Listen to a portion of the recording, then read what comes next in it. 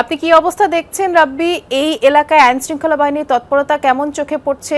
আমরা কিছুক্ষণ আগে ধানমন্ডি ৩২ নম্বরের চিত্র দেখাচ্ছিলাম, তখন সহকর্মী অহন দেখাচ্ছিল আইন শৃঙ্খলা বাহিনী বেশ তৎপর এবং সবাইকে দেখা যাচ্ছে চেক করে করে ঢোকানো হচ্ছে, এরকম একটি পরিস্থিতি।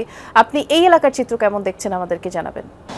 আসলে বেলা যত বাড়ছে ততই কিন্তু রাজধানীর চিত্র, আমি বলি যে রাজধানী ততই কর্মব্যস্ত হয়ে যাচ্ছে এবং আপনি দেখছেন যে কারওয়ান বাজারে গাড়ির চাপ আছে, গণপরিবহন আছে এবং সেই সাথে মানুষের চলাচলও কিন্তু আছে, মেট্রো চলছে।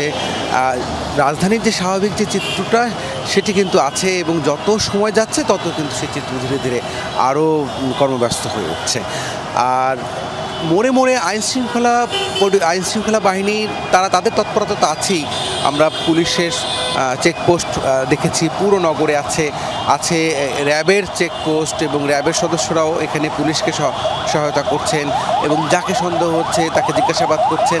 যেহেতু আর কিছুক্ষণের মধ্যে রায়টি হয়ে যাবে, একেবারে রায় চূড়ান্ত হওয়ার পথে বা ঘোষণা হবে, এই মুহূর্তটি খুবই গুরুত্বপূর্ণ এবং আইনশৃঙ্খলা বাহিনীর সদস্যরাও তারাও কিন্তু সর্বোচ্চ তৎপর আছে যাতে করে মানুষের জনজীবন যেন বাধাগ্রস্ত না হয়, মানুষ যেন নির্বিঘ্নে চলাচল করতে পারে।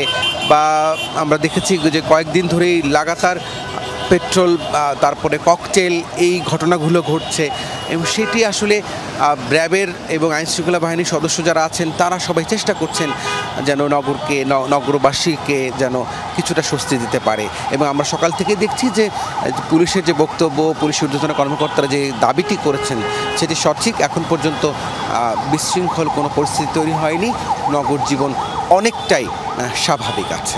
এই এলাকার চিত্র দেখে মোটামুটি স্বাভাবিকই মনে হচ্ছে, কারণ যেহেতু অফিসের একটি সময় থাকে, যাওয়ার তাগিদ থাকে, সবাইকে দেখলাম সেভাবেই ছুটছেন। ধন্যবাদ, আপনি এই এলাকার বিস্তারিত চিত্র আমাদেরকে জানাচ্ছেন।